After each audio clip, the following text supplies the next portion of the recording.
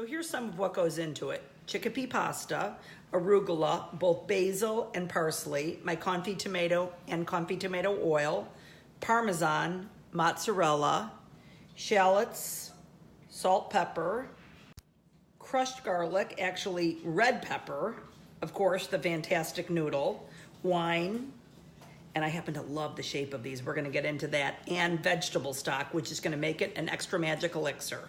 So what we're gonna do is we want these small. I'm gonna start by cutting them in half, and then what I'm gonna do is cut the halves in quarters, and I'm gonna stick these aside for when I need them, just before. So let's make a quick tomato confit. You just basically have small tomatoes. Let's take a piece of garlic and let's smash it and stick it in here. Let's cover with olive oil and let's get it into an oven. It's gonna take about 40 minutes.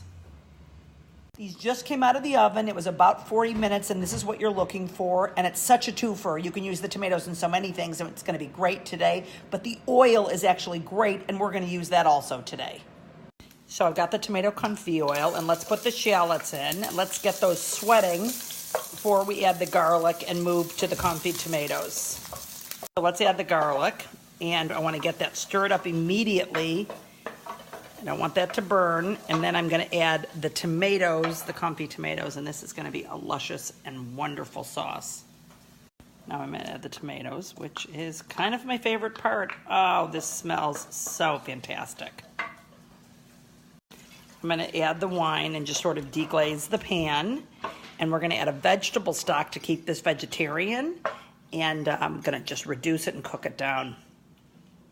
So I'm gonna add some vegetable stock. Certainly a homemade one would be great, but in this case, I just picked up one from the store, and it's gonna make this luscious, wonderful sauce. We're gonna cook it down, and then what we're gonna do is just a secret trick. We're gonna blend half. So I brought it to a boil. I've added the salt, and what I'm gonna do now is I'm gonna simmer this, and let's look at it in about 8 minutes and see what we think. We just wanna kind of reduce it and blend it and meld it. It's gonna be spectacular. Let me show you a little technique. Sometimes when a sauce isn't quite where you want it to be, it's not thick enough for some reason, what I do is just eye it, and I'm gonna take half of the tomatoes and half of the liquid and onions, and I'm gonna blend. And by the way, this is like one of the great techniques that you're ever gonna learn. And you're gonna see, now look at the sauce now and see what it looks like, okay? And then in a minute, we're gonna show you, it's gonna be so great. Now we're gonna add it, and then we're gonna stir, and it's gonna become something so fantastic. You're gonna be happy to know this trick. Forgot about the red pepper flakes. You just do that at the end. We don't need to cook them, and you can do as much as little as you want, and just so lovely. Water's boiling. Let's get the chickapea pasta in there. Let's make sure there's plenty of room. I'm gonna put a big handful of basil, and then I'm gonna stir this. And I've got my sauce over here resting while this is going. It's gonna take about 8 or 9 minutes.